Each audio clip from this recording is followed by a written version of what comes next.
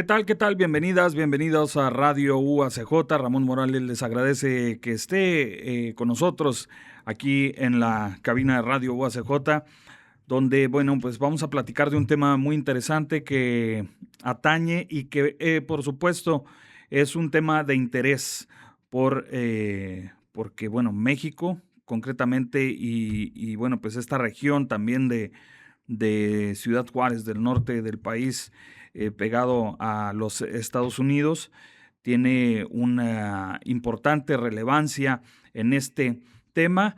Así que bueno, pues voy a dar bienvenida a las personalidades que nos acompañan en esta cabina de radio UACJ. En primera instancia, presento a nuestro invitado, el doctor Norberto Emmerich, profesor de Relaciones Internacionales de la Universidad de Fuerzas Armadas en Ecuador, en la División de Seguridad y Defensa.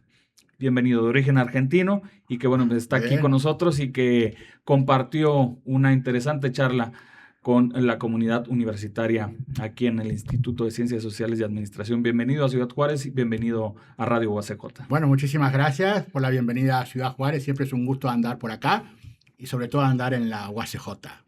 Muchísimas gracias. Y bueno, lo acompaña, por supuesto, quien fue moderadora de esta charla, la doctora María Teresa Almanza, quien es profesora investigadora del Instituto de Ciencias Sociales y Administración y subdirectora de archivo, y que bueno, pues es una visitante afortunadamente asidua a esta cabina de Radio UACJ. Bienvenida, doctora. Gracias, muy amable. Platíquenos respecto a este tema muy importante, México como país pivote, el nearshoring y la pugna entre los Estados Unidos y China. ¿Por qué es importante conocer esta información? Nosotros como universitarios, la comunidad en general, ¿qué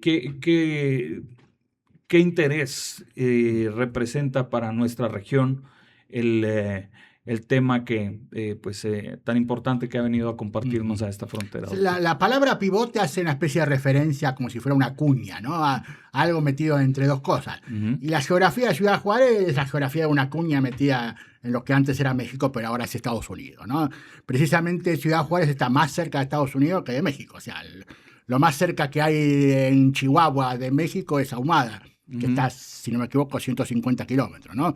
Y Juárez está lejos de México, en todo sentido, incluso geográfico.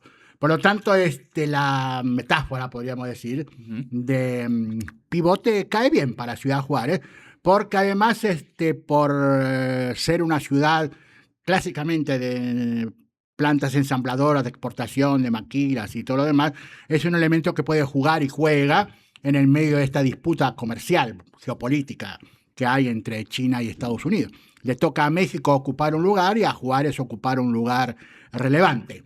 Como segundo razonamiento, este lugar relevante de Ciudad Juárez pareciera no estar conectada con la relevancia que tiene México en este pivote, ¿no? Ciudad Juárez y México no están muy conectados.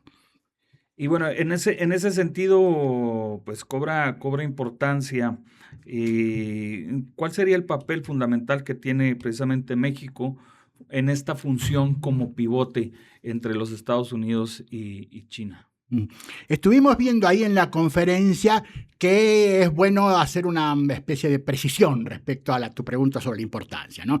Una cosa tiene que ver con las posibilidades que se le ofrecen a México por ser un país pivote, y otra cosa tiene que ver con los desafíos o limitaciones, ¿no? En cuanto a las posibilidades, el pivote siempre, en cualquier circunstancia, el país pivote juega como una especie de intermediario que tiene que tener la suficiente capacidad estratégica como para saber moverse entre dos presiones contrapuestas. Eso le implica a México sacar tajada o beneficios del interés chino por entrar en el mercado americano y también sacar tajada de las necesidades de Estados Unidos de que México no se convierta en el primer socio comercial de China. Entre ambas necesidades es donde México encontró, y después lentamente dejó de encontrar, sus posibilidades, sobre todo para la atracción de inversión extranjera directa de China a México, y también encontró posibilidades para el desarrollo de exportaciones hacia Estados Unidos. el reciclaje del viejo modelo de exportaciones basado en las necesidades de Estados Unidos al nuevo modelo de exportaciones, que precisamente quizás es lo que impacte un poco negativamente en las maquiladoras en Ciudad Juárez y en el empleo de mano de obra en la ciudad.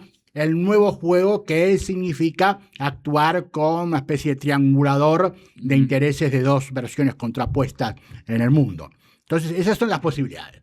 Las limitaciones son las limitaciones típicas de México, geográficas, abastecimiento de energía, cuestiones de desarrollo de agua, otras limitaciones como el crimen organizado, que es un verdadero problema, y problemas propios de la gestión de gobierno, que arrancó bien en términos de lo que estamos hablando, ¿no? Del término del pivote, arrancó bien y se fue desgastando, lo vimos en la conferencia, volviéndose como muy arrinconado a favor de Estados Unidos, por más que ese arrinconamiento, digamos, para Estados Unidos sea totalmente insuficiente, ¿no? Como se ha mencionado de alguna manera despectiva, México es el patio trasero de los Estados Unidos. En este papel y respecto de esto que menciona, ¿jugaría una función similar en esa parte? Ahora no sería apropiado, digamos, repetir sin repensar la consigna del patio trasero, porque Estados Unidos no está tratando a México como el patio trasero, ¿no? Precisamente al utilizar con México un vocabulario tan altisonante y tan agresivo, da a entender que lo que quiere es aplastar a un socio que se le puede volver un socio incómodo, ¿no? Precisamente por el pivote, ¿no? Entonces la presión que se ejerce fácilmente por parte de Estados Unidos en virtud del crimen organizado, que es el que más argumentos le da a política exterior americana para presionar a Estados Unidos, es el crimen organizado. Esto le permite a Estados Unidos presionar fuertemente a México, y México reacciona actualmente en este momento pregonando, hablando, manifestando expresiones de soberanía que, según veo yo, no puede sostener en los hechos. No lo puede sostener en los hechos, sobre todo por la cierta incapacidad política de gestionar esa soberanía, porque la soberanía no implica un discurso que a la gente le emocione. Por supuesto que sí, ¿no? Implica cierta base electoral, cierto manejo de masa, cierta capacidad comunicativa y demás. Pero eso no alcanza para amedrentar a un socio que sabe de memoria cómo se manejan estas cosas, como es Estados Unidos. La soberanía implica poner en juego fuerzas políticas reales, ¿no? Que estén dispuestas a sacrificar cierta cuota de valor a la hora de defender los intereses de México. Intereses de México que tienen que estar claros cuáles son. Pero si la gente, cualquiera de nosotros, ciudadanos comunes y corrientes, ve que el crimen organizado pareciera tener quizás más privilegio que nosotros, como trabajadores o ciudadanos o votantes, uno dice, me parece que la soberanía es un palabrerío, ¿no? Lo digo así tal cual, yo no soy mexicano, pero yo entiendo que la soberanía es algo muy respetable. Entonces, cuando un gobierno, en este caso, o algunos dirigentes elaboran o pregonan la palabra soberanía, suena mal para el que lo escucha en Estados Unidos y no suena fuerte para el que lo escucha aquí en México. De acuerdo. Doctora, en ese sentido, y bueno, usted como investigadora, profesora investigadora de estos temas, definitivamente la conversación se ha tornado un poquito, se ha revertido un poquito hacia el tema de Estados Unidos como aludiendo pues al tema del crimen organizado y la injerencia que tiene en esta función comercial, socio comercial con el vecino país del norte.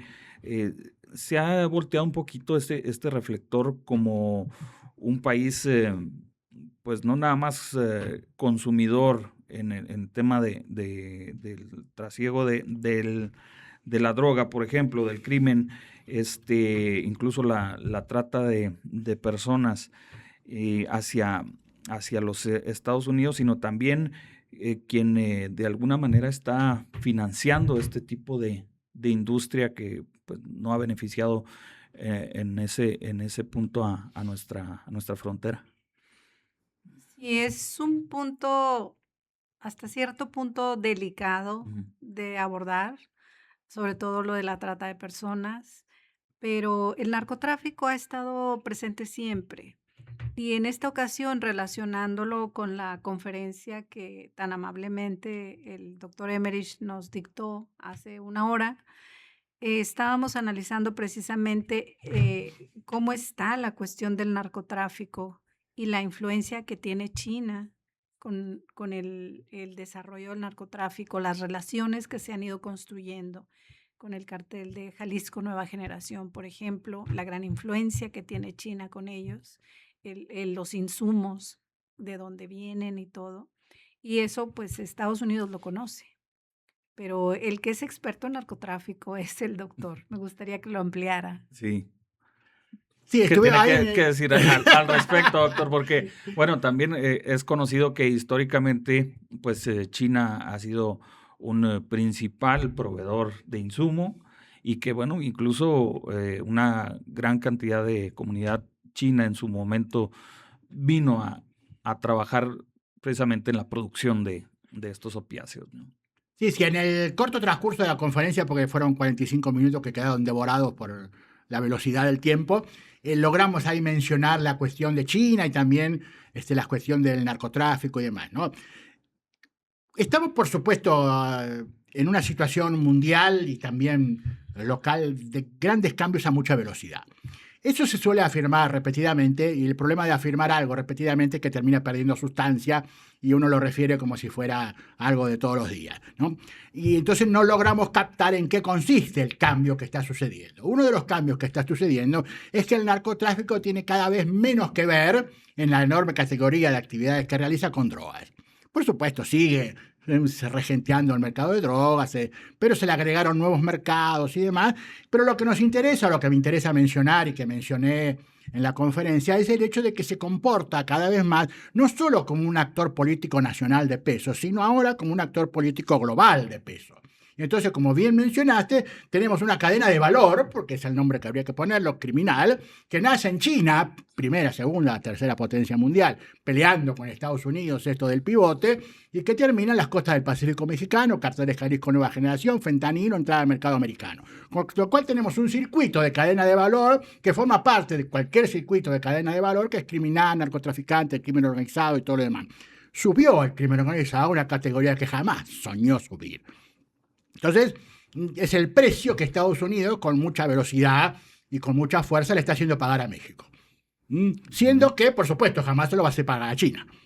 Siendo que China es uno de los actores, el donde se inicia la cadena que termina con los precursores químicos que luego se retornan como fentanilo a Estados Unidos. Entonces, ahí es donde la comprensión de la problemática del crimen organizado tiene que adoptar visiones nuevas, porque tenemos problemas nuevos. Las viejas explicaciones no alcanzan para explicar esto en términos de economía criminal. No, economía criminal, esto es política internacional, ¿no? Entonces, cuando uno dice precursores químicos por un lado y el mineral de hierro para pagar esos precursores químicos, tenemos que entonces el narcotráfico está financiando actividades de disputa de la hegemonía global en base al mineral de hierro que forma parte de la minería ilegal en Michoacán, en Guerrero, en Jalisco. Entonces no es solo drogas, es todo un movimiento transcontinental que entra dentro del juego de las negociaciones diplomáticas, tratado de libre comercio, lo que habla Donald Trump con Xi Jinping en China y todo lo demás. El crimen organizado ya no es el señor o el muchacho que vende drogas en la esquina. Ese es el último eslabón de una cadena que cada vez es más larga. Entonces ahí es donde se entiende mejor la importancia del crimen organizado, como lo vimos en la conferencia, como uno de los limitantes y condicionantes de la capacidad soberana mexicana. Y bueno, pues, ¿cómo funcionaría entonces como pivote pues México? Eso, ¿no? México hoy, digamos, hoy, ¿no? Ahí en segunda mitad de 2026, está funcionando como sobrearrinconado a favor de Estados Unidos, ¿no? Arrancó funcionando más o menos eficientemente como pivote, ahí cuando Donald Trump empezaba su gobierno, la política de aranceles de Donald Trump, y Claudia Sheinbaum, el gobierno de Morena y México en general, se posicionó bastante eficientemente. Las presiones de Estados Unidos sobre México no funcionaron, incluso el propio Donald Trump trató con cierto respeto en un momento a la presidenta, habló bien de ella, etcétera, etcétera, que son los formatos de Donald Trump para decir, bueno, hablo bien, pero te quiero aplastar a toda costa, ¿no? Entonces, pero fue un periodo de tiempo en el cual el pivote funcionó como un pivote eficiente. La eficiencia no es una palabra que en ciencia política dure más de 5 segundos, ¿no? Y entonces, poco a poco, en virtud de la tarea de la oposición mexicana, en virtud de la convivencia de la administración pública con el crimen organizado en el país, digo la administración pública, no Morena, ¿no? La administración pública de cualquier estado, de cualquier país, de lo que sea de México, conviviendo con el crimen organizado, y las limitaciones de infraestructura del país hicieron volcarse a una especie de aceptación de los dictámenes de Estados Unidos. No tanto esto visible en los discursos y en las grandes declaraciones, pero sí en las asimetrías que se producen en la mesa de negociación del Tratado de Libre Comercio. Ahí es donde la soberanía, diría uno, ahí quiero ver cómo México defiende su posición. Y está retrocediendo y retrocediendo y retrocediendo. Entonces, la soberanía es una especie de declamación que quiere limpiar las desoberanías que yo ejerzo ahí en el tablero de la regla de juego. Y entonces ahí es donde afloja y sí, tal cual induce tu pregunta, nos fuimos corriendo al lugar más tranquilo, ¿no? Al lugar más apacible de una relación con nuestro vecino del norte y menos apacible con la presión china que ya se está empezando a sentir. Entonces, esto representaría una, pues únicamente narrativa por parte del gobierno, porque al final son, no sé si es una cuestión de deuda moral, social, con el tema de Estados Unidos, la cercanía, pero ¿qué le conviene entonces más a México en ese sentido? Si ser un pivote de los dos, cuando definitivamente, y esto ustedes son expertos en el tema, pero en un contexto real, el desarrollo no se ha visto o ha florecido las comunidades alrededor de la implementación y llegada de la industria maquiladora o de manufactura en los espacios, también pues a los manejos de los gobiernos anteriores o regímenes anteriores. ¿Cómo queda entonces México en ese punto? Hay una cosa que yo considero que hay que... Espérame un segundo. Sí. Es que México está ahorita en una situación en la que no es que le conviene más. Está geopolíticamente ubicado en una situación en la que tiene que moverse entre los vaivenes de las relaciones globales que se mueven a todos los niveles, donde las pugnas están precisamente entre Estados Unidos y China, y la posición de México hasta este momento ha sido inteligente, ha sido hasta cierto punto, pudiéramos decir, pausada, tranquila, con mucha mesura, porque es lo que tiene que hacer. O sea, se han tomado decisiones que por una parte pareciera que se inclina hacia Estados Unidos, pues es nuestro vecino del norte con el que tenemos una relación comercial muy importante, pero también dando su lugar a la relación que se tiene con China. Entonces, no es una cosa también así de fácil de verlo, ¿qué hago? Me voy por un lado, me voy por el otro. No sé, también aquí me gustaría escuchar lo que dice el doctor. Sí, entiendo yo, la principal preocupación y el principal logro del gobierno y de México en estas circunstancias es haber sobrellevado adelante la sobrevivencia del país. Porque eso es lo que estaba en juego, ¿no? La amenaza de Donald Trump sobre México era una amenaza sobre la existencia de México, ¿no? Que la presión era enorme. ¿Por qué? Porque estamos asistiendo nosotros a la decadencia de una potencia, y las potencias a la hora de decaer, por supuesto, intentan no decaer, pero no pueden frenar la caída. Entonces se caen como se caen los tigres heridos, ¿no? Arrastran detrás de sí a todo lo que pueden arrastrar. Entonces se cae todo junto. Decimos en México que damos patadas de ahogado. Exacto. Entonces, la sobrevivencia de México en buenas condiciones, porque es una economía que funciona, en una sociedad de 130 millones de personas que sigue funcionando, no como uno quisiera, pero sigue funcionando, para mí es un logro muy importante. Esto le ha costado, me parece, un cierto grado de gobernabilidad a la administración de Morena, y le está obligando en estas circunstancias actuales a, como diste a entender y mencionaste, hacer más una narrativa que una sucesión de hechos cuantificables. Pero es un episodio, es una parte del relato que debe todavía seguir construyéndose. Si esto inicia en este mismo periodo como una narrativa que pareciera ser hoy una narrativa solo de palabras, que no se puede sostener en hechos y demás, puede ser que se logre, sí, que se convierta en hechos. Hay que ver cuál es el resultado electoral de las elecciones de medio término en noviembre en Estados Unidos. Hay muchas cosas para ver. ¿Qué sucede con la ofensiva militar en Irán? Si hay mal proceso electoral en Estados Unidos, puede ser que la ofensiva en Irán se debilite por un tiempo, o que Irán y China presionen más a México, que México tenga posibilidad de correrse un poco más. No sabemos. Cualquier tipo de análisis o cualquier cosa que nuestros alumnos en la universidad puedan ir aprendiendo y razonando, tiene muchísimo que ver con lo que cualquier estratega debe manejar en primer lugar, que es el tiempo. Entonces, puede ser que la situación sea urgente, pero es propio de la paciencia de un estratega saber esperar, ¿no? Lo que los chinos saben manejar también, lo que incluso ellos llaman paciencia estratégica. Ahora, doctor, doctora, en México, concretamente en esta región, que es una de las más importantes en el sentido de la industria de manufactura y del nearshoring, ¿cuál va a ser el costo social que va a tener que asumir México al fungir como un pivote y pues tratar de alguna manera, no sé si sea o valga la expresión, bien dicho, malabarear entre uno y otro, respecto de posicionarse como un pivote?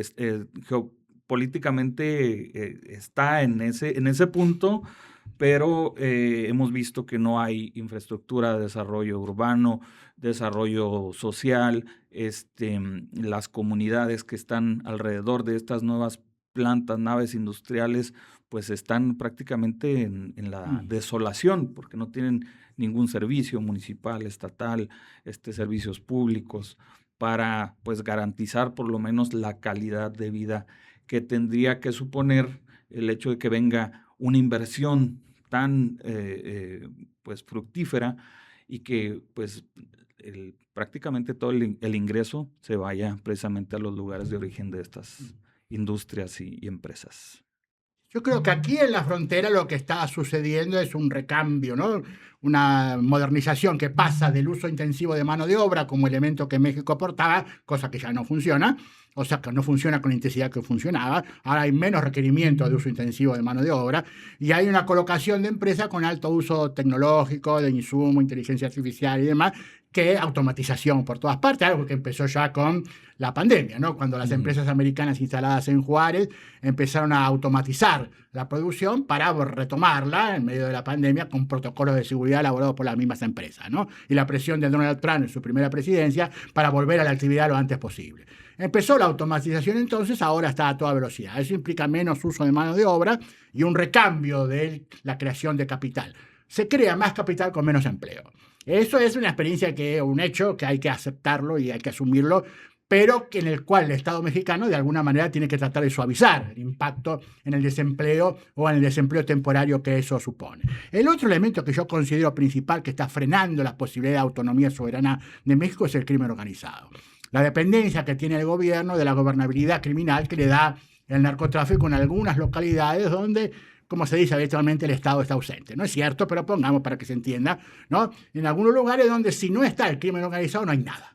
Y se pasa entonces de una especie de caos controlado a una anarquía total, que es lo que quiere el gobierno evitar. Esa solución, esa receta que funcionó en un principio, la idea de una especie de caos controlado, no está funcionando. Aunque ya no está funcionando en virtud de que Estados Unidos, por un lado, y la oposición política interna, por el otro lado, hacen de la connivencia entre el crimen organizado y las autoridades una especie de campaña por ciertos valores que no defiende nadie de ninguno de ellos, pero que les sirve, ¿no?, como campaña de oposición política. Creo que esos serían los dos elementos. Una readaptación de la creación de capital, por un lado, que necesita un colchón que lo sostenga, y por el otro lado, hay que resolver la cuestión del crimen organizado. Y cuando mencionabas cuál es el costo social, pues yo considero que es un costo social sumamente importante y diferenciado. No podemos hablar de que el costo social sea el mismo en todas las regiones del país. Particularmente en Ciudad Juárez hemos visto la presencia por ejemplo, de empresas automotrices que cada vez están llegando más tipo de automóviles chinos, las mismas Taiwanesas también. taiwanesas, exacto, y muchos negocios que están surgiendo y que ahora no nos parece ya tan extraño ver unas mercados grandísimos de cosas chinas y cosas que van incluyéndose en el mercado. Pero aparte el costo social considero yo que es muy relevante, particularmente en la frontera, por la gran dependencia que tenemos con Estados Unidos. La manera en que tenemos que manejar esta situación tiene que ser muy hábil, muy inteligente. ¿Por qué? Porque dependemos demasiado de Estados Unidos. Y bueno, pues la reinversión precisamente en estos espacios alrededor de estas grandes naves, pues no figura, pues por ejemplo, en el desarrollo urbano, en la infraestructura que van a tener esas personas que se van a asentar en unos, pues llamados prácticamente guetos, y que no tienen al alcance absolutamente nada, ni transporte, ni educación, ni formación, ni salud, ni servicios de ningún tipo. Y ahí vendría a ser también parte del impacto que tendría sobre México el tener que fungir como este pivote para una u otra nación propiamente.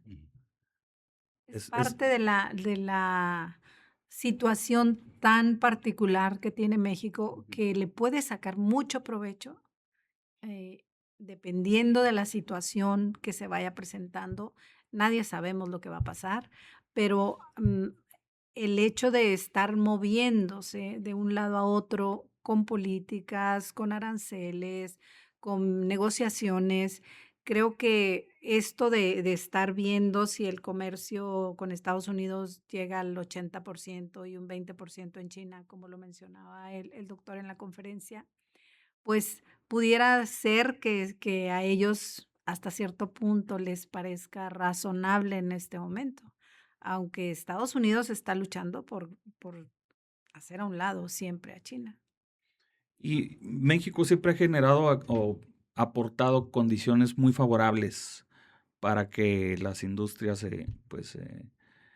lleguen y se instalen a nuestro país. Pero ¿qué recibe en realidad México desde esta postura? Pues gran parte del desarrollo mexicano tal cual lo tenemos experimentado hasta el día de hoy ha tenido que ver con la capacidad de producción para exportación de México. Lo que está ahora mostrándose más débil y que sería necesario que pudiera ser convocado es la inversión local.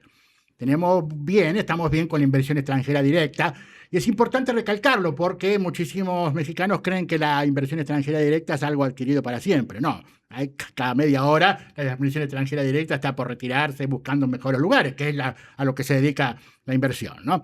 Pero México ha logrado recapturar, ha logrado mantener, sobre todo en gran medida, inversiones de relocalización, de que es de lo que estamos hablando, ¿no? Pero la inversión interna está floja.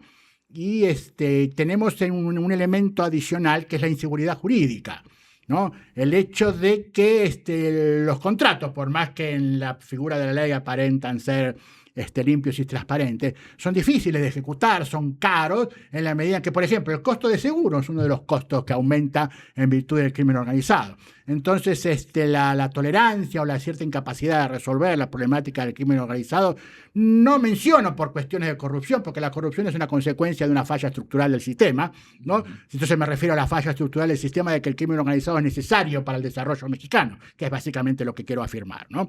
Y entonces no poder resolver esa ecuación hace que las empresas tengan costo más elevado, un costo de logística más elevado, de seguros y todo lo demás, y que busquen ver en qué otro lugar se ponen a la hora de invertir. Y entonces lo que nos encontramos son con debilidades que son los que presionan para que no se pueda cumplir bien este rol de pivote, lo cual no quiere decir que se pueda retomar, pero tal cual está quedando de manifiesto, uno de los aspectos más importantes hoy en día del Estado mexicano es su política exterior. Al revés de lo que podría decirse en cualquier momento, y al revés incluso de lo que creo que piensa la Administración Nacional, de que le presta muchísima importancia a la cuestión electoral. Sí, pero digamos, México es un país que se construye mirándolo hacia afuera. Eso es lo que entiendo yo. ¿Y en quién recae entonces la responsabilidad de que pues sea ganar para todos, hablando de China, Estados Unidos y México, y concretamente de manera interna en el país? Según vimos un poquito nosotros ahí en la conferencia, independientemente de que, bueno, ahí suena el teléfono caprichoso porque independientemente de cómo vayan sucediéndose los hechos, los episodios o los fenómenos del día a día, las consultoras internacionales dan a México un crecimiento, ¿no? Estaría colocado en los próximos, o sea, para el 2050 estaría siendo la 7ª potencia mundial. Entonces, eso es un avance. Por supuesto, las consultoras nos dicen cómo se daría, es lo que dan los números, etc. O sea que México saldría, sin que uno pudiera festejar el resultado, saldría airoso de este asunto, y Estados Unidos no saldría tan airoso de esta cuestión, porque a Estados Unidos le queda más remedio que aceptar, tarde o temprano, que está cayendo. Ya lo aceptaron. Lo que están tratando es de no caer desesperadamente y, sobre todo, no caer en manos de otro depredador de su propia economía. Entonces, yo sí, en parte como extranjero, en parte como invitado a un país que amo con toda mi alma, considero que a grandísimos rasgos vamos bien, pero eso no quiere decir que vayamos a seguir estando bien más tiempo. Doctora. ¿En quién recaería la responsabilidad? Pues es que no es tan sencillo decir en quién va a recaer una responsabilidad de esa naturaleza. Creo que los tres salen ganando. Desde su muy particular punto de vista, la relación México como pivote, China como el lugar que está tratando de ganar mercado y vender más en todos los países, y utilizando a México también para muchas cosas porque le sirve, y particularmente Estados Unidos, porque Estados Unidos está brindándole a México una serie de oportunidades al tratar de sacar del juego a China que para que las aproveche México. No porque le interese ser bueno a Estados Unidos con México, sino porque es una estrategia. Claro, siempre habrá un interés de por medio, ¿no? Y en esto, pues, tendríamos que buscar cómo sacar el mejor provecho como país.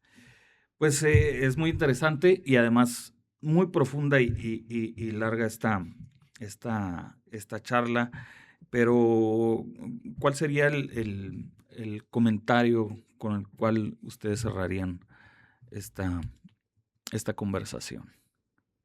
Bueno, tenemos un par de dinámicas que considero yo que sería bueno fortalecer. En primer lugar, emprender una cierta depuración, digamos, de las relaciones con el crimen organizado a nivel municipal. Porque si no empezamos con lo chiquito, me parece que más arriba se pone más difícil. Pero a nivel municipal, aquellos niveles que todavía no tienen fuerte relación con los niveles globales que mencionamos de China, fentanilo y demás.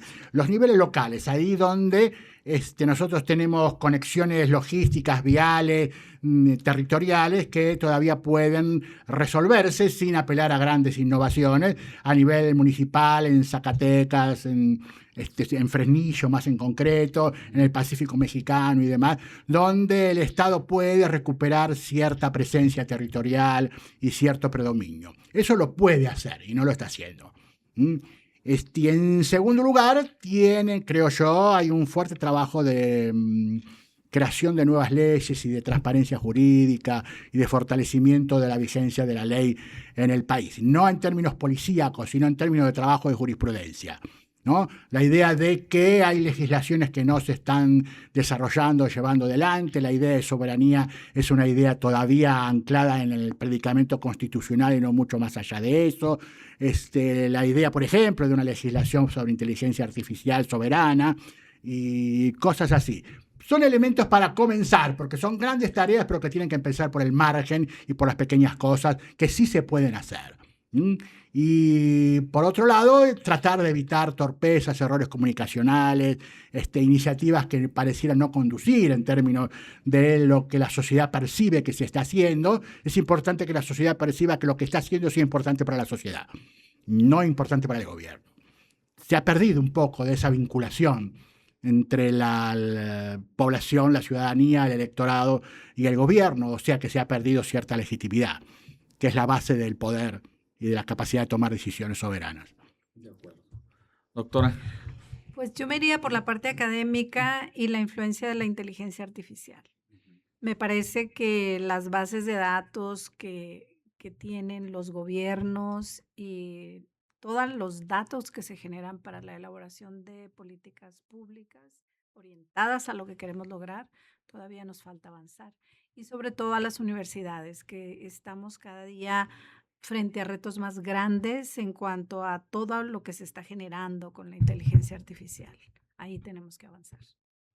Muy bien, pues no nos resta más que agradecerles al doctor Norberto Emmerich, profesor de Relaciones Internacionales en la Universidad de Fuerzas Armadas en el Ecuador, en la División de Seguridad y Defensa, y a la doctora, por supuesto, María Teresa Almanza, profesora investigadora del Instituto de Ciencias Sociales y Administración y subdirectora de Archivo, por traer pues a esta conversación, a esta mesa de México como país pivote, el nearshoring y la pugna entre Estados Unidos y China. Al contrario, siempre un gusto compartir con ustedes. Gracias por esta bienvenida, gracias por darnos la oportunidad. Muy amable de su parte. Esta es su casa, bienvenido también. Bueno, muchísimas gracias a la Radio de la UACJ por la invitación y un gusto conversar de estas cosas por acá. Muy bien, pues así llegamos al final de esta entrevista, de esta interesante charla. Recuerde, Ramón Morales les da las gracias por el favor de su atención, una producción de la Dirección de Comunicación Universitaria de la Universidad Autónoma de Ciudad Juárez. Nos puede seguir en redes sociales. Recuerde, estamos en Facebook, estamos en YouTube, por supuesto, estamos en Spotify.